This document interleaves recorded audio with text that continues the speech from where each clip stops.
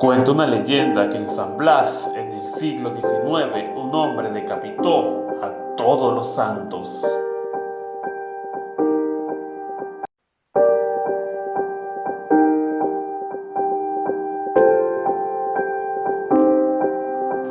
Presentado por...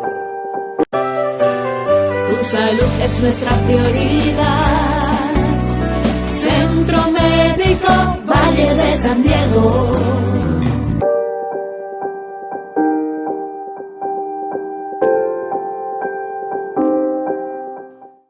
No se puede perder de nuestro tercer capítulo de Leyendas Urbanas de Valencia, con más historias sobre nuestra región.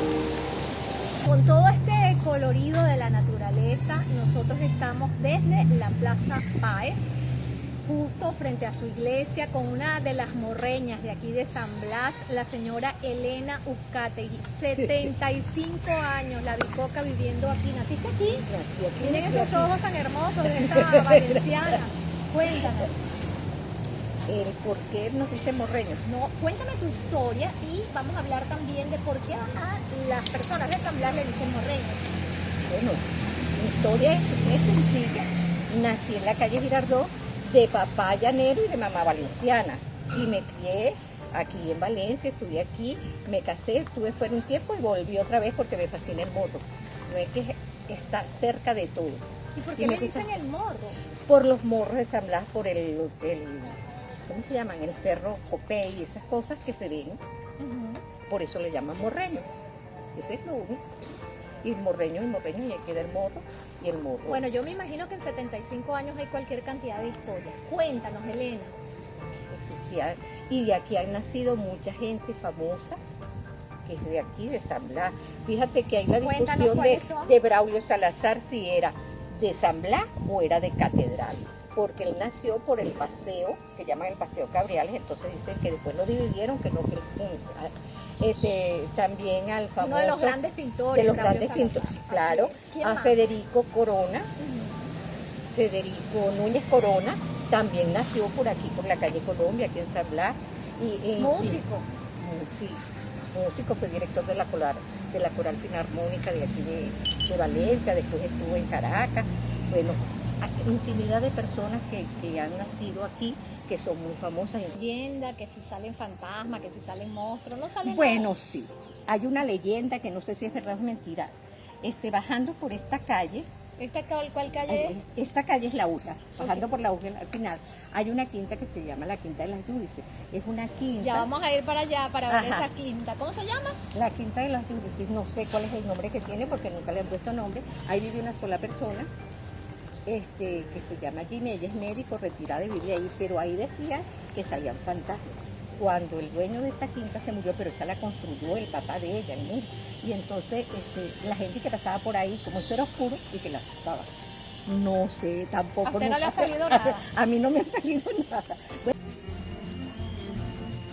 Valencia no siempre fue la ciudad industrial y moderna que conocemos hoy en día. Por muchos años se caracterizó por su arquitectura colonial, grandes caserones y familias tradicionales. Una de las parroquias que ha mantenido esa fisionomía sin duda es San Blas, que desde la construcción del Puente Morillo entre 1818 y 1820 se convirtió en la entrada de Valencia y la conexión de la ciudad, con lo que muchos años después se convirtieron en los municipios San Diego, Los Guayos y Libertador. Seguimos con Leyendas Urbanas de Valencia. Estamos en esta oportunidad, bajamos un poquito en lo que es la Plaza La Glorieta, la única plaza de Latinoamérica que está dividida por una calle. Dice que esto fue en su momento una alcabala. Vamos a conversar nuevamente con Elena Uzcategui, habitante de San Blas, para que nos cuente esa historia de por qué se le dice Matasantos. ¿Cómo fue? Supuestamente tenía una hija que le nació ciega y resulta ser que la mamá la abandona y lo abandona a él. Entonces le empieza a buscar médicos y nada, que le dicen que no tiene remedio la niña. Viene a Valencia, le ofrece a la Virgen del Socorro una misa para que le vuelva la vista a la niña y resulta ser que no. Entonces se viene a San Blas. ¿La niña murió? No. Pero quedó cieguita. Quedó cieguita, no hizo el milagro la Virgen del Socorro. y se viene a San Blas y habla con el párroco y le dice, le explica que la trae del médico, y el médico le dice que no puede hacer nada, le cobró como que 20 reales, una cosa así, y resulta ser que le pide al padre que le pida entonces la vista a su hija, y resulta que pasaron 6 meses y no le volvió la vista. En eso, él viene nuevamente a Valencia y se acampa por ahí y atraviesa ese día, se va muy temprano, atraviesa la plaza, entra por la casa parroquial con un cuchillo bien afilado y empieza y le dice, San Blas, tú no me hiciste el milagro, ¡pah! Y le quita, y empezó a quitarle la cabeza a todos los santos. Y por eso que le dicen matasantos. Morreños matasantos. En la próxima parte, el periodista Eduardo Monzón nos contará más detalles del Matasantos y además otras historias de San Blas.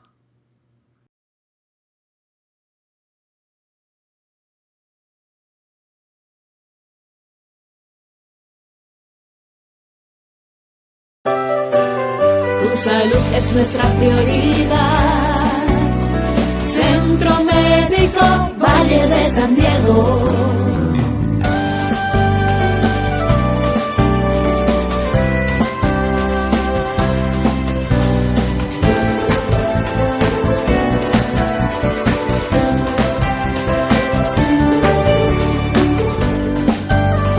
Centro Médico Valle de San Diego.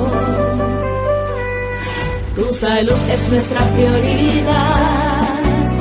Centro Médico Valle de San Diego.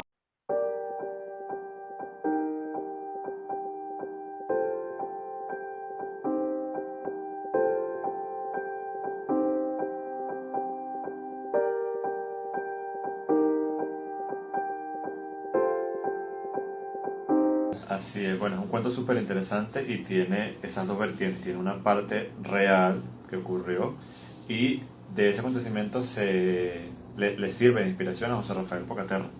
Lo que contaba el antiguo cronista de San Blas, que era Felipe Quintero, ya fallecido, era que, bueno, un día un señor que estaba mal de la cabeza entró por la ventana a la iglesia de San Blas y con un machete le cortó la cabeza a San Antonio y le rajó el traje a la Virgen de la Dolorosa.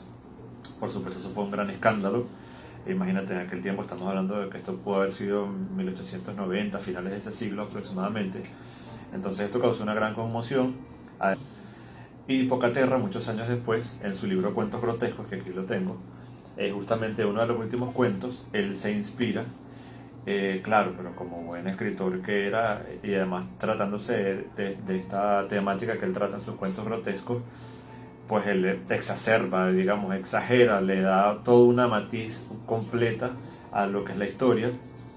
Él narra el caso de un señor que, bueno, le había pasado toda clase de calamidades, había sido abandonado por su esposa, tenía una hija que era ciega desde que nació, y pues él desesperado, después de tantas cosas que le habían ocurrido, había estado preso, su hija había estado al cuidado de otra familia, él acude a San Blas, él acude a la parroquia de San Blas buscando este auxilio con mucha fe.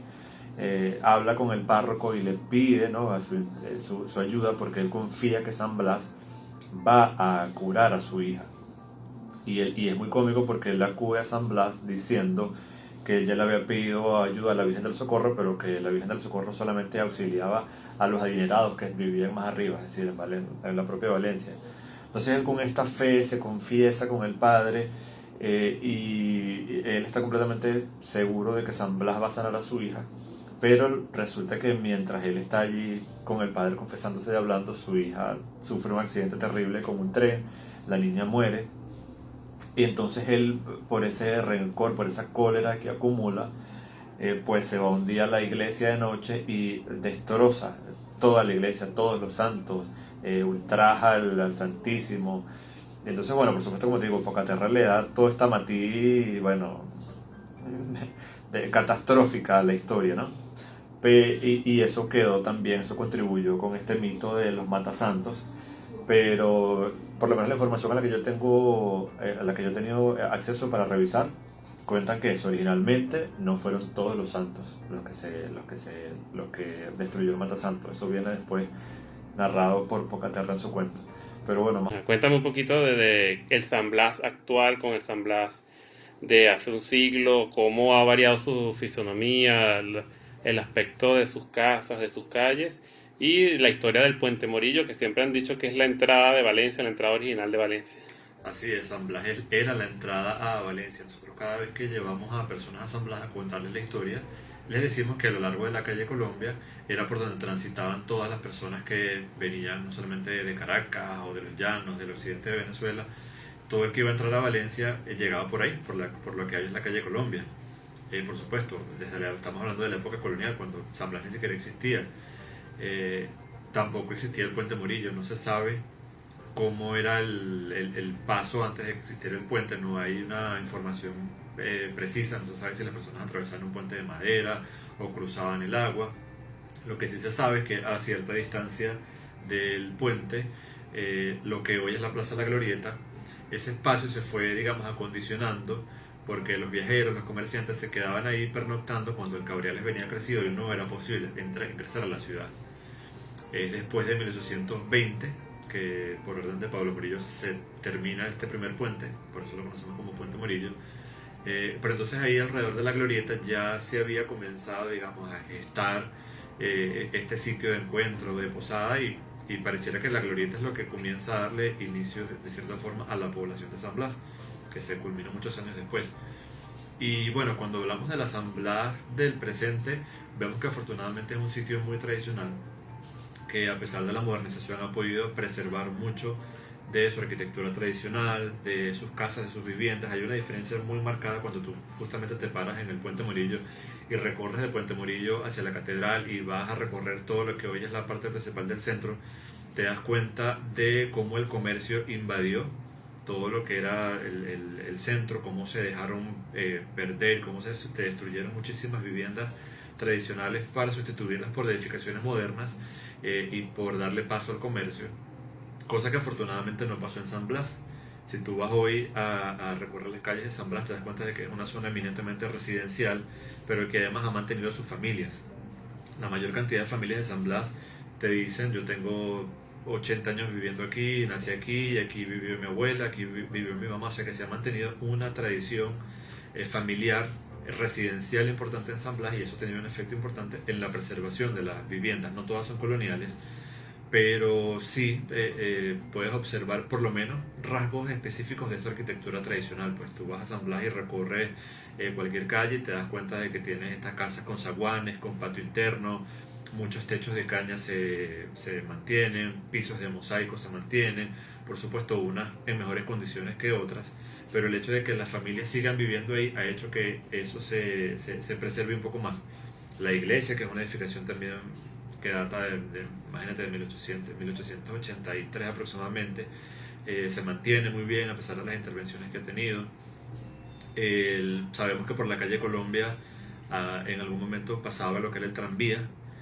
Hay fotos que dan fe de que eso fue así. Lamentablemente de eso sí no permanece ningún vestigio, ni en las calles, ni lo que eran las vías. Pero en general yo creo que San Blas sí mantiene mucho de lo que fue en el pasado, y creo que eso es lo bueno que hay que observar y que preservar, que esa historia se pueda seguir contando desde esos espacios.